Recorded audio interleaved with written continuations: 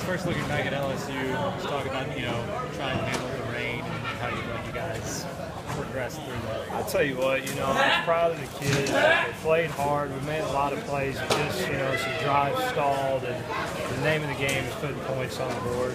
Just the vertical passing game in the rain was hard, and so we had to keep it underneath and try to help Brandon. But a lot of good things that we took away from the game. We just, wish we would have had a little better positions and some better opportunities and those things, but feel good about it. Now we got to turn our focus, this week to Old Dominion, who's, that's a tough place to play. They draw a big crowd, and we got to come out there hitting all cylinders and try to go win the football game. Speaking of conditions, is it tough to kind of move inside? Does that mess your routine up or anything like that? Actually, I think it had good timing. We're hitting that part of the year where guys know what they're doing. It's more of a mental game. And so, it was good mental work today. Guys were assignment sound, and we'll put the pads back on tomorrow and get a little more extra work in tomorrow. So, felt pretty good about it. At tight end, you got Tim and Scott. Behind those guys who are maybe guys waiting in the wings, do you think could maybe get some reps at tight end now? Well, you got a lot of young guys. You got Shaq, and you got Yelder and those guys, and our tight ends. Our two main guys are going to be Gorski and Devin, and they do a great job for us. But got some young ones behind them that they can play too, and they bring something different to the table. So we like the tight end position overall. Brom said during that made you guys go with 4 wideouts a little bit more.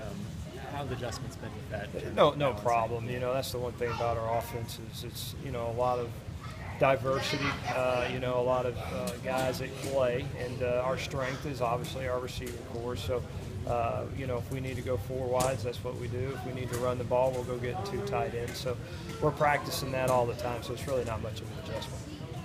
Taywan, obviously, he's having a special year. I mean, is there anything you guys have done with him this year that's really helped him kind of shine to a level he hasn't been at before? You know what? I think we've done a good job of putting him in good positions. We found some key matchups there for him. Some guys, last year he was outside more, but we've moved him around a lot more this year, and it's been good for him. And the more we can do that, that helps the team. You look at it every time he's in the game, we seem to score. So we try to match him up and get those matchups like we need to. How important is Forrest Lamp to your offensive production?